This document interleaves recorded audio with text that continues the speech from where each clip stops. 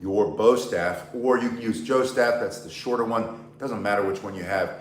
Just start with a broomstick if you want. Put your hand in the middle of your stick. You're gonna turn it from side to side. This will warm up your wrists. It's also gonna put some muscle on that forearm, which is gonna make you stronger and able to do this a lot better. But you gotta start with a proper warm up to avoid injuries. Now this is a spinning martial arts staff workout. This is not a self-defense workout. So before you put it in the comment section that you can't bring a bow to a gunfight, that's not what this video is for. This is for fun. This is to learn something new. This is to improve your skills.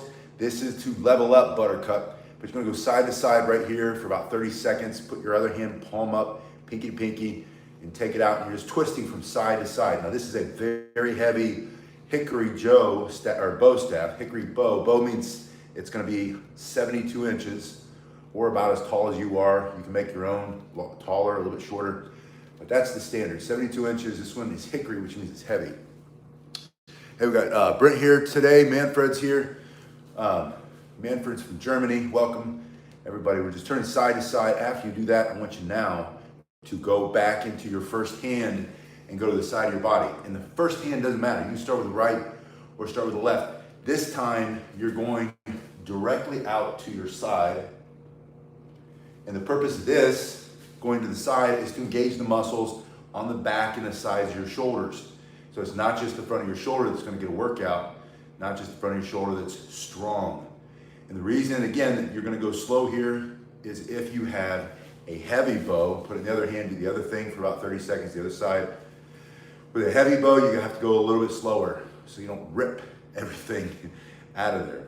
This feels heavy to me today. I haven't done this for a little bit, so I'm taking my time, I'm warming up. I want you to warm up correctly so you don't get injured and you can do this for as long as you want. Also, if you go slow at the beginning, you'll get stronger faster. You'll learn faster too, if you avoid having some injuries. Then you're gonna go up, hey Roger, Roger's here, it's good to see you, Roger. You're gonna go up over your head and we're doing the exact same motion. Now later, this is gonna become overhead, behind the back, and it all starts with this turn. So do this overhead. Purpose here again is to exercise in a new plane of motion, engage the muscles on the backs of the shoulders, the side of the shoulder, the front of the shoulder a little bit, the upper chest a little bit. This will force you to pull your stomach up and in. This will correct your posture. You're doing this for 30 seconds. The other hand comes up, pinky to pinky, turns it out. And the key here to not smacking yourself on the top of your head is keep your elbows straight. As soon as you start to bend that elbow, because your arm's getting tired, you're gonna whack yourself. So you don't wanna hit yourself in the head. Do not bend your arms. Super simple. And you'll feel it. It's gonna start to burn in there, especially if you haven't done it for a while, or if you've never done it before. But it's gonna be good for your posture. It's gonna be good for your overall health when you start to go above the head with any kind of exercise, but especially with a bow, especially a heavy bow like this. Now, you've done all three planes of motion. You did the front of the body, the side of the body, the top of the head. Now you're gonna put it back in your hand, palm up, pinky to pinky, and you're gonna go out, and you're gonna go side to side. Now what this is gonna do is this is gonna increase the flexibility in your wrist and the strength in that forearm. You're gonna get stronger forearms. If you punch somebody for self-defense, palm strike them. We did the elbows yesterday. If you grapple, if you do jiu-jitsu or Brazilian jiu-jitsu or judo or wrestling, you're gonna have a stronger grip from doing this exercise right here. And you're going side to side. Later, this becomes part of that hand transfer where you pass it off. But at the beginning, you're just using it as a warm-up. You're gonna do this 30 seconds, then you're gonna go overhead and do the exact same thing. You'll start to look like a helicopter. You're doing a cool technique here, but really all it is this motion. Super simple and basic, but done in a different plane. So you can start to teach yourself spatial awareness, proprioception, timing and distance, all the great things spinning a staff is going to develop for you as cross-training, for martial arts, for self-defense. So you might not ever spin a staff to defend yourself, but all the staff spinning is going to make your punches harder, your palm strikes, your guard better, your blocking better, your grappling better, all from this long piece of hickory. I put a link in the description if you want to see what these are made of. This is the gold standard of a bow that you can get. The bearded gentleman is here. You can see a bearded gentleman. Go back into one of your hands. Doesn't matter which hand, because you're going to always do both hands evenly. hold the middle of the staff. You're gonna go down into a figure eight. That's a circle on the inside of the body and a circle on the outside of the body, crossing through the middle. Your thumb is gonna carve a sideways figure eight or an infinity symbol. This is also why this is known as the endless spin. Your other hand will always be up. Don't let it dangle down there in the dirt. Don't let it just hang down like getting smacked by your stick. Leave it down there long enough, you're gonna catch your finger in there. Get your hand up, make a good practice. Always guard your head, always keep those hands up. Then you're going to do that hand pass off, that transfer. Pinky to pinky, palms up, goes in the other hand. Now you're bringing this foot forward. I want you to suck your stomach up and in, drop your chin a little bit, breathe in through the nose, out through the mouth. One foot's in front, the foot of the side that's spinning the staff. And you're doing every one of these motions for about 30 seconds. This is a beginner bow staff, or how to learn how to use your bow staff for beginners at home, in the garage, in the hallway, in the backyard, in the alleyway, wherever you have space to do it. In the park, that's a great place to do it if you can. Now you go back to your first hand. Remember that pinky to pinky, palm up. Always get that in there. And you're going to go to the front and the back of your body. And this is the exact same spin. Hey, Joe's here. Joe says hi. If I turn sideways, you can see I'm going to the front of the body and then the back of the body. It's that same sideways figure eight, same infinity sign, pulling in the front and in the back. Later, if you want, whack yourself there, you'll add extra motions for that Obi-Annie, as in Obi-Wan Kenobi, Anakin Skywalker. You do this with a sword, with a lightsaber, it's the same motion. But you're gonna simplify just the regular figure eight, front to back, other hand, put it front to back, 30 seconds to the front, 30 seconds for each one of these exercises. Binks is here, good to see you, Binks. Binks is in Nova Scotia. Always love saying Nova Scotia. Going to the front, the back, stomach up and in, abs tight, get your other hand up. Even if you just place it on your chest or in your belly. Put it on your belly, make sure you're sucking that gut in. Tuck your chin a little bit, breathe in through the nose, out through the mouth. This will increase the speed of your spins. Now we're gonna go into a butterfly spin. The top hand turns all the way around to the thumb side until it can't go any longer. The bottom hand comes in, the thumbs are together. The bottom hand takes it, the top hand pulls in, out of the way. The bottom hand turns as far as it can, the top hand turns over. Pinky side grabs it first. Bottom hand gets out of the way. We're coming over.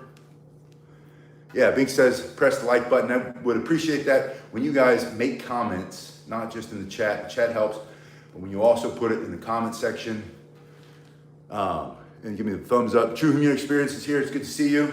Thanks for being here live. When you guys do that, this channel grows because of your engagement. More people will see this. It'll all be because of you. Joinab is here. And out, Joe. Good to see you again. Thank you.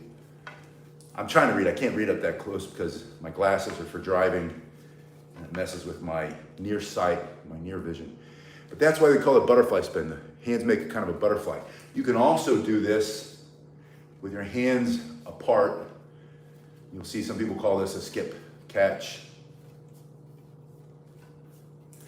But when you do it as a butterfly, you want to go wrist to wrist. Then once you've done it in one direction for 30 seconds, you're going to go back the other way. This one comes, pulls, the top one pulls out of the way. It just feeds into that upper hand. Let me see if I can give you different angles. I don't know if that helps or not.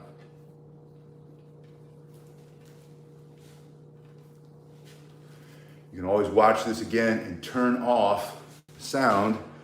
If you turn off the sound, then you can slow it way down and see what my hands are doing.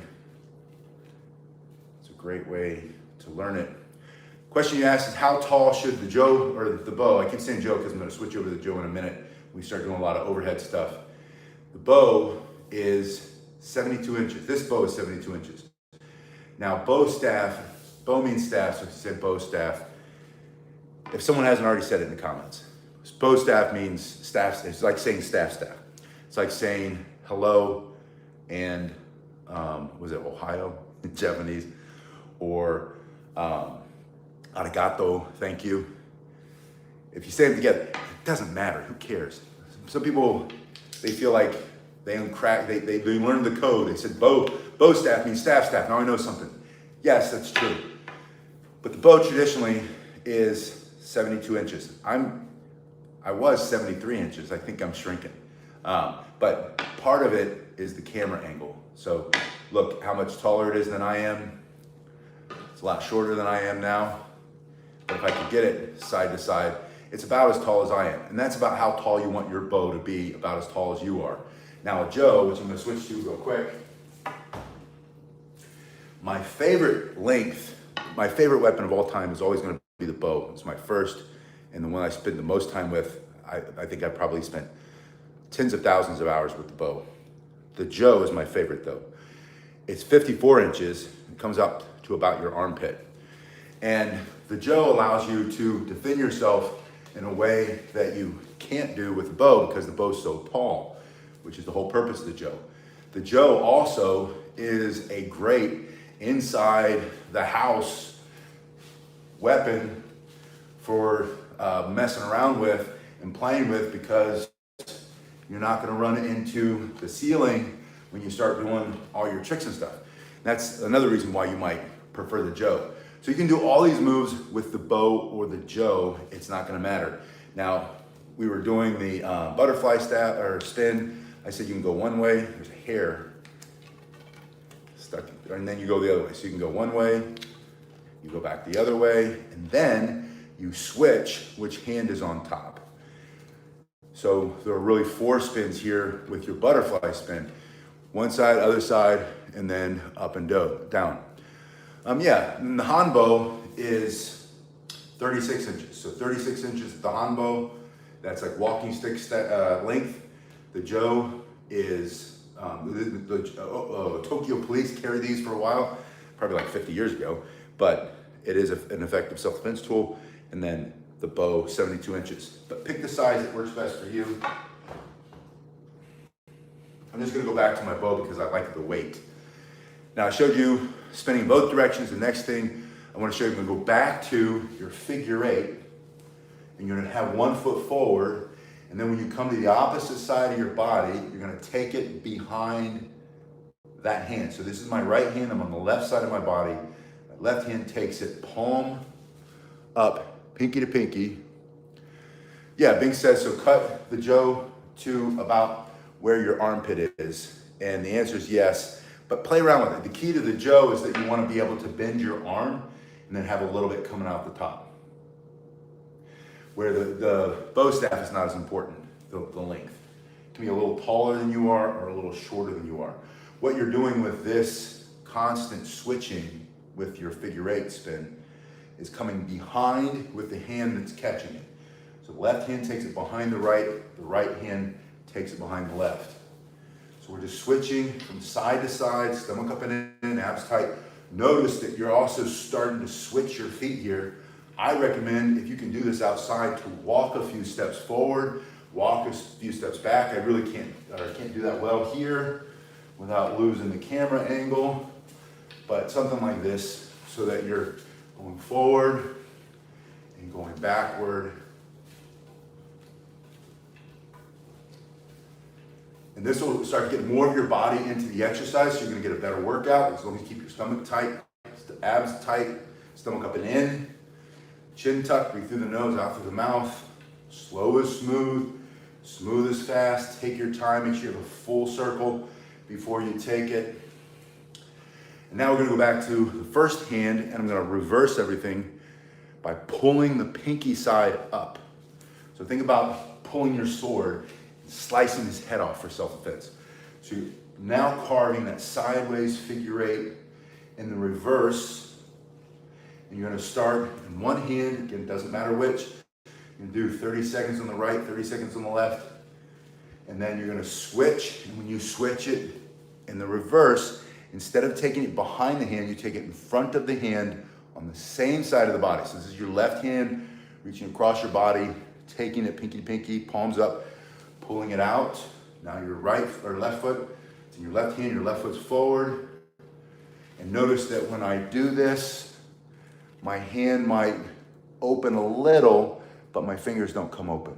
So your hand might open a little, but don't open your fingers all the way. Stomach up and in, abs tight. Turn through your shoulders and hips. Breathe in through the nose, out through the mouth. It's okay to turn a little bit here. Put it back into that first hand, and now go to the back and the front of the body in the same way that we did in the forward spin. I'm pulling, and you might find, I always find that my spins are so much faster when I spin in reverse. And if you're a fan of, gotta get this big hair off me. If you're a fan of Darth Maul, who's played by the actor Ray Park in the movie, Star Wars, whichever one that was, where he played Darth Maul, and he gets his double bladed lightsaber spinning really fast. Sometimes it's because it's spinning in reverse. And a double bladed lightsaber is just basically a staff. So other side, yeah, nerd alert, EA says. Yep. I should have given you the nerd warning. Star Wars reference coming in. But you're pulling. I love teaching lightsaber because I grew up with traditional sword, Japanese sword and Korean sword and Chinese sword. And I grew up learning all those. And to learn, especially Japanese style, you have to do the same strike, same motion, same block, same footwork, thousands and thousands of times to reach any level of beginner proficiency. So in other words, you go into that class, my first class was one strike over and over, and just one strike down the middle, two hands on a bokken, a wooden sword. My second class was another hour of the same strike. My third class, right? Same strike. Fourth class, same strike. What? It's like 2 or 3 months in before they let me now come to the side and add 2 more strikes. Then I was up to 3 strikes.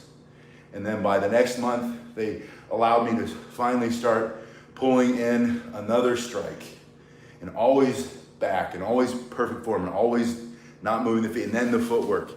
But the point is, it took a long time to learn how to get really good.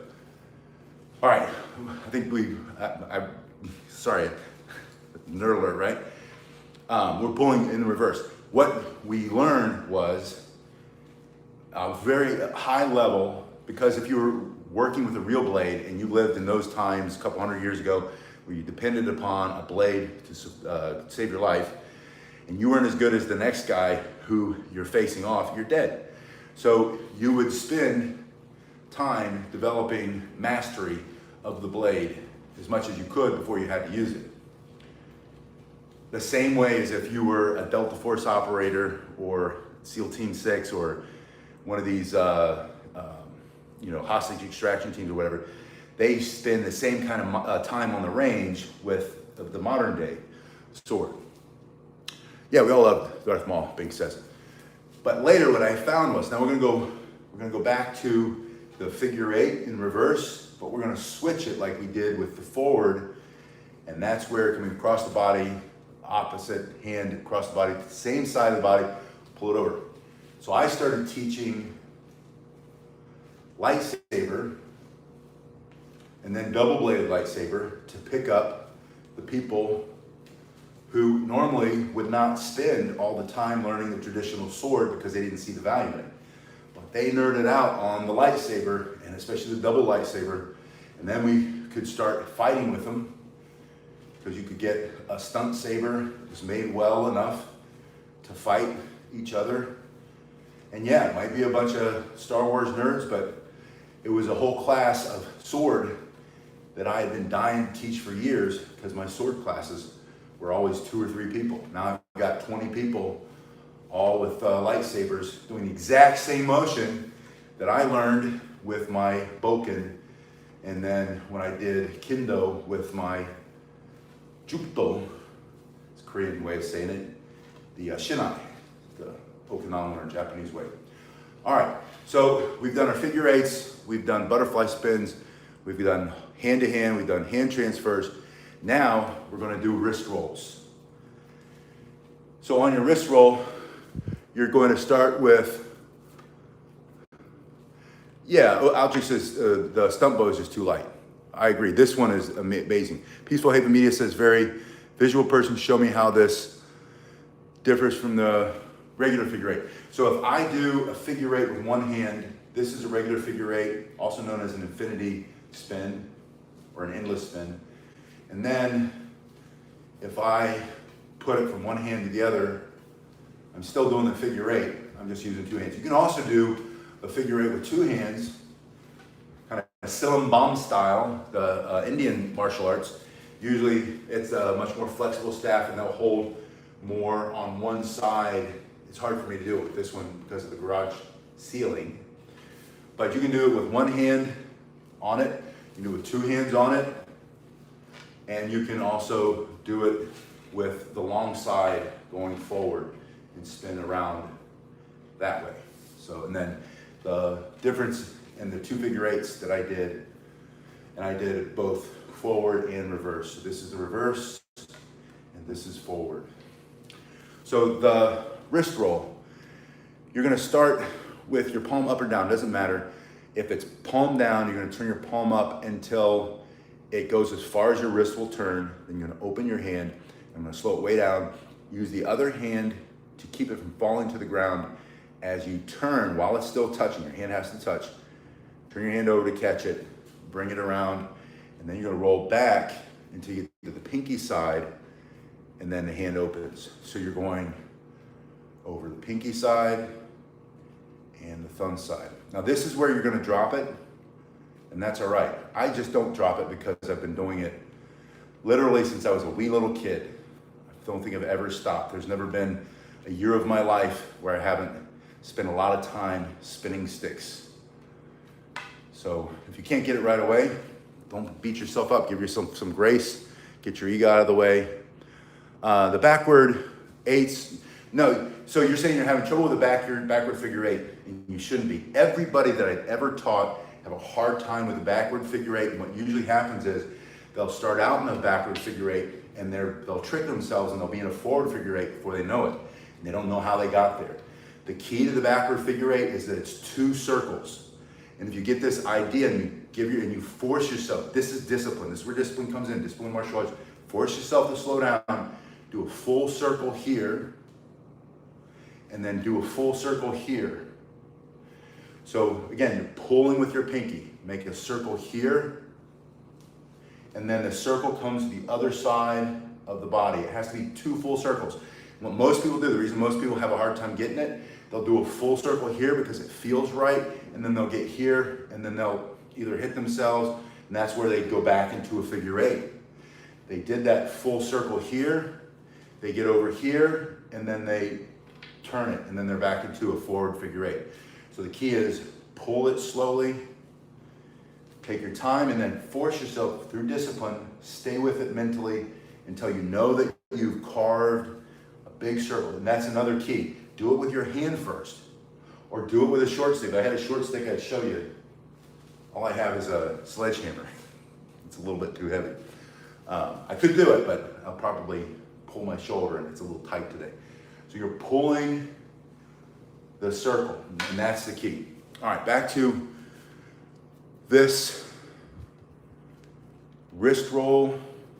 Yeah, please subscribe if you haven't already. Put some comments in the comment section because that's what makes this channel grow. I would like to know, who's your favorite bow staff wielding character, either in fiction or real life? Are you a Monkey King? Wukong? I forget what his name is. Are you more Ninja Turtle? I think it's Michelangelo, but I could be wrong. Or, hey, G. Carlton, it's good to see you. Yeah, two circles, that's the key. G. Carlton says, good afternoon, good class. Planning on any Joe videos? Yeah, I've got the Joe with me just for the spinning, But I have Joe and I have a new Hanbo video very soon, maybe this week. Ideally this week, if I have time. I'm off today, obviously. But if I have time tomorrow I'll do the Joe, and then I'll do the Hanbo. The Hanbo's 36 inch, a little later this week. So you're just opening that hand, allowing it to go over. Now, let me show you why you want the wrist roll. Once you go back into your figure eight with one hand, you can now, on the same side of the body, go over the pinky. Do a wrist roll out here, and then coming inside, there's another wrist roll. You can also, remember we did it inside and outside the body like this. You can also do your wrist rolls while you're doing this. Here's another Darth Maul move with the double-bladed lightsaber. So you go back to your figure eight, you do a wrist roll into a wrist roll, and then switch it to the other hand, go into your figure eight, and then do your wrist roll into a wrist roll. You can also do the reverse figure eight and throw in a wrist roll and a wrist roll while you're in the reverse. So the figure eight is the base of the motion. The wrist roll, and whack myself there, the wrist roll becomes the trick. And the wrist roll also changes the rhythm. So if you think of like music, counting 1, 2, 1, 2, 1, 2, 3, 1, 2, or 1.5, or whatever it is. I'm just adding a beat. I don't know what I'm trying to say. I think you get it. But you're adding a beat on one side, you're adding a beat on the other side. So so now you can start to change up what we call freestyle. So you're doing your freestyle. If everything is the same speed, it becomes like you're talking like this in monotone and it's boring. But if you can change it up, and then sometimes you go faster, sometimes you go slower, sometimes you go into a pause, or like we'll do in a minute, your overhead spinning. I knew that was going to be loud because that's the hickory. Hickory is really loud in the garage when you drop it. This is also hickory. What I was trying to show you was a palm spin. This one has a better finish on it for palm spins. But point is, you want to change up the rhythm. Now another way to change the rhythm, and then we'll go overhead, in addition to a wrist roll and a wrist roll, is then throwing in a finger roll into a catch. And it's a 3-finger roll. Now you can do a continuous finger roll. I'll show you that one first. And that's the one you played around with your pen or your pencil when you were in school, or maybe you're a drummer and you spin this way, or maybe you're a majorette. And I know I get some of the majorette comments. Oh, you're learning how to be a majorette. How are you going to defend yourself? I said at the beginning of the video, this is a fun video. It's like, in my mind, spinning the staff is kind of like a boxer skipping rope. It's going to help your cardio. It's going to help your overall muscle tone. It's going to help your dexterity. It's going to help your flexibility, your timing and distance, your spatial awareness, your proprioception. But unless you're Darth Maul fighting with a lightsaber, you're not going to spin in self-defense. The spin will make your strikes faster, but that's not why you spin. And if you're a purist, if you have an instructor, probably not a Japanese instructor, although some of the Japanese guys have said it. But if you have an instructor who learned from an instructor who learned from an instructor who learned from an instructor who learned from a Japanese instructor 1,000 years ago, or they read it online, so they're just repeating it, and they say, you can't spin for self-defense, that's not Kobudo, that's not traditional. So what? Traditions are made to be broken. Or you're supposed to make your own traditions. Like Bruce Lee said, learn a little bit of everything, take what works for you, and keep on trucking. I think that's, Chuck Norris said keep on trucking, but put that in there. We'll say it was Bruce Lee. But so you're going slowly. Maybe Scott Adkins said it. We're going through the fingers. So it's a 3-finger roll that you want when you start to throw it into your freestyle and you're trying to add a different texture to your spin. And the way that you do that is the same way, starting, you go down to the pinky finger, comes back up to the ring finger, if I can get it to move, there we go. And then, oh wait a minute, I think I messed it up. So you go 1, 2, goes down to the pinky finger, and then it comes back over the first 3 fingers. And that's almost the same thing as the wrist roll when you caught it, but it's on the 3 fingers, and then you're gonna catch it. So you roll it down to the pinky finger, comes over the first 3 fingers, your thumb pops over, catches it, now you're ready to hit it. So you go 1, 2, 3, and then grab it. Hey, David's here from the UK. David, it's good to see you again. Yeah, Bink says everybody drops the weapons. You gotta drop it. If you're not dropping your staff or your nunchucks or your kama or your sai or whatever your weapon is, you're not learning. You're not gonna get any better. You're not growing. You won't level up your skill. You won't increase your speed. You have to start, once you get good at it, you're not dropping it much, then you gotta go faster. Then you have to learn new tricks. Then you have to try things that don't make sense at first. Like instead of going forward in a finger roll, going in reverse. And if I do that long enough, I'm gonna drop it because I'm much more practiced going this way and I'm less practiced. And notice that I didn't say I'm better at it because it's not a skill or it's not a talent. It's a skill that you learn through practice. If you're not good at it, you just haven't done it enough. It's like when my kids struggle with math. I can't do math. It's because you haven't practiced it enough.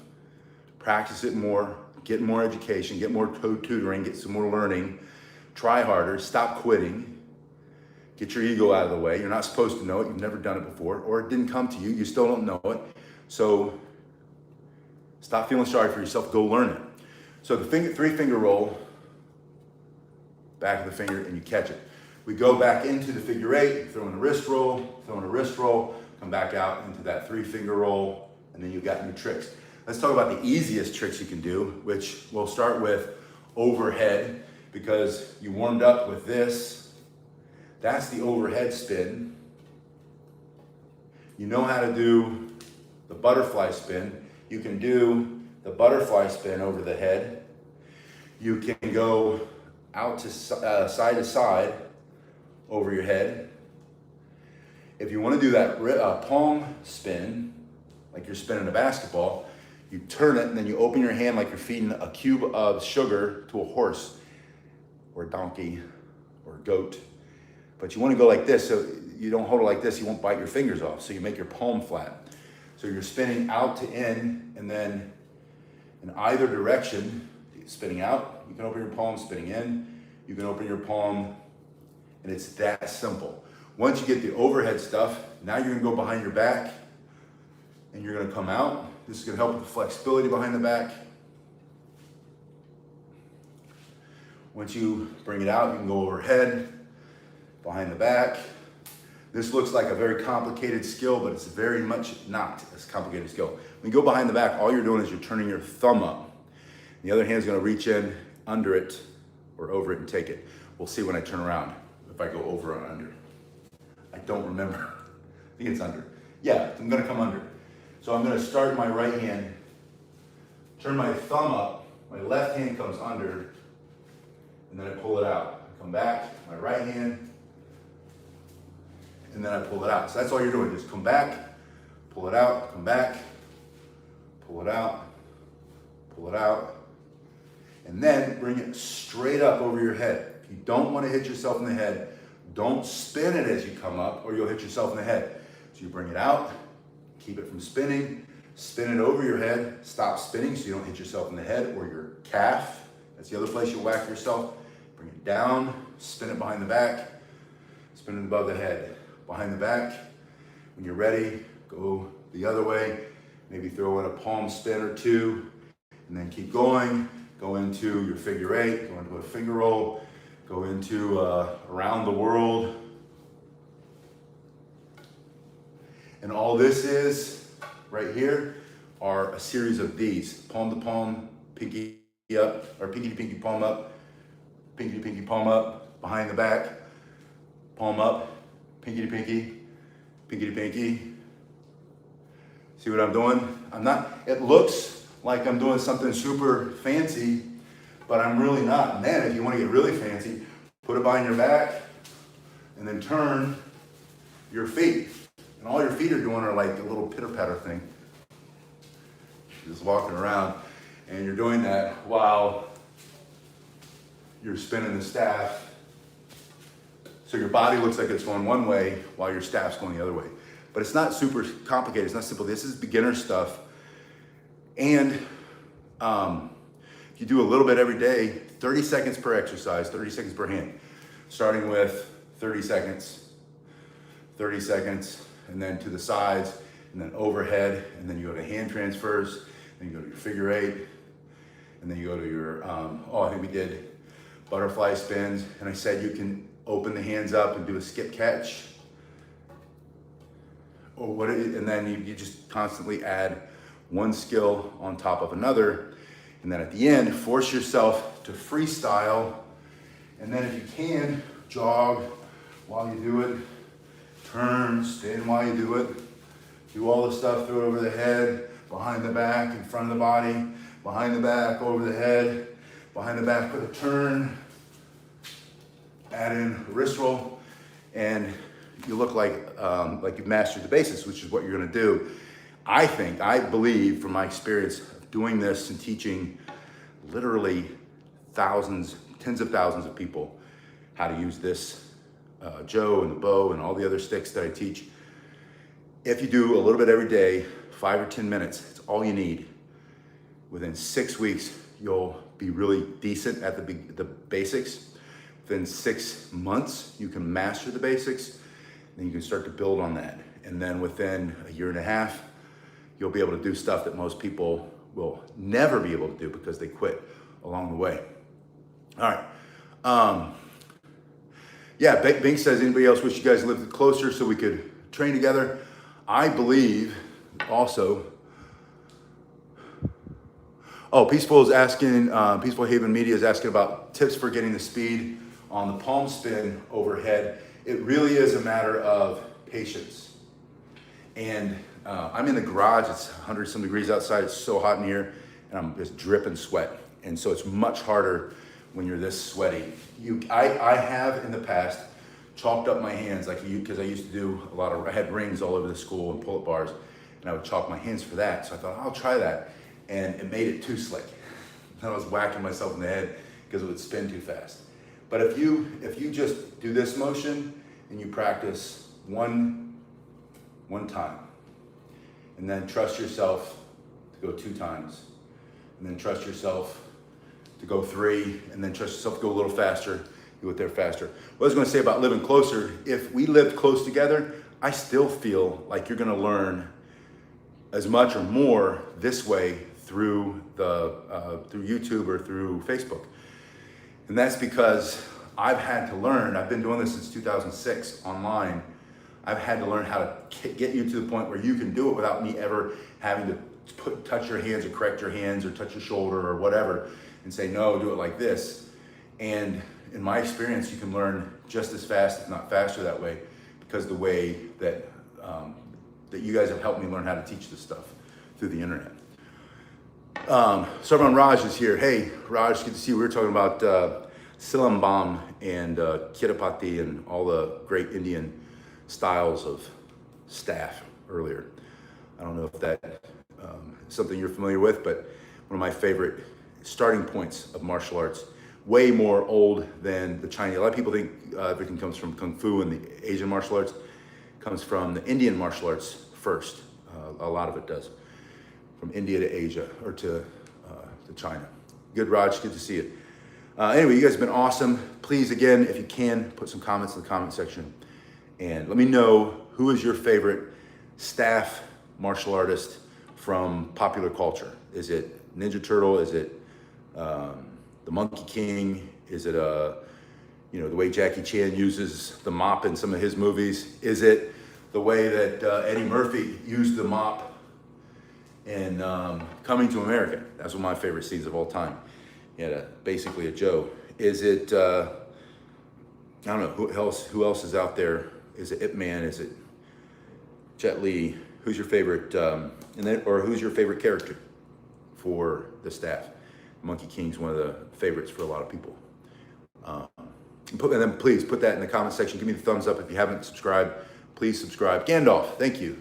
Yeah, or you could be a historical European martial artist, a HEMA, H-E-M-A. Historical European martial artist, and use the quarterstaff. Is it Little John? Is Little John your favorite bow staff fighting superhero warrior. But let me know in the comment section, and then maybe next time we're going to do the Joe this week. We're going to do the Hanbo, but I want to get to the Kali sticks, which reminds me of Daredevil, right? He used those. Speaking of favorite characters who use sticks.